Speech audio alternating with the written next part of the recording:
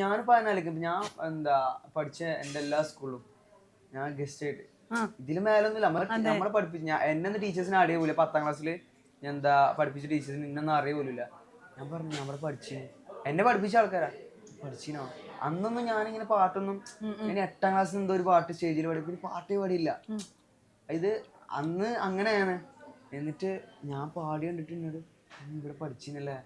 എന്നിട്ട് ടീച്ചേഴ്സൊക്കെ എന്നിട്ട് വഴിയിൽ നിന്നൊക്കെ കാണുമ്പോൾ കൈ ഇങ്ങോട്ട് വന്നിട്ട് അപ്രോച്ച്, ഹലോ അജ്മൽ, എന്താ ഇപ്പൊ എവിടെയാ പോകുന്നത്, ഒരു ഇച്ചിരി കല്യാണത്തിനൊക്കെ ഉണ്ട്, സ്റ്റേജിൽ എന്നിട്ട് ടീച്ചർ കയറി വന്നിട്ട് കൈയൊക്കെ തന്നു. അതൊക്കെയാണ്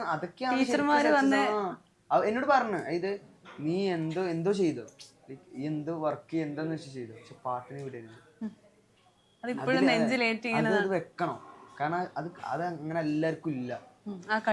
ഇത് അത്രയും ഒത്ത ഒരാള് ആണ് നീ ഇതെന്തായാലും മുന്നോട്ട് കൊണ്ടു.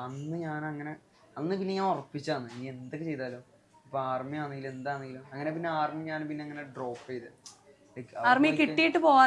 കിട്ടിയിട്ടില്ല, ലൈക്ക് സെലക്ട് ആയിരുന്നു. പിന്നെ അതിനിപ്പോ പുതിയ സ്കീം കാര്യങ്ങളൊക്കെ വന്നിട്ട് ഇത് ആൾക്കാർ ആർമിയിലെ ആളെ അങ്ങനെ കുറെ ആൾക്കാർ എടുത്ത ആൾക്കാരെ കുറെ ആൾക്കാർ ഒഴിവാക്കി.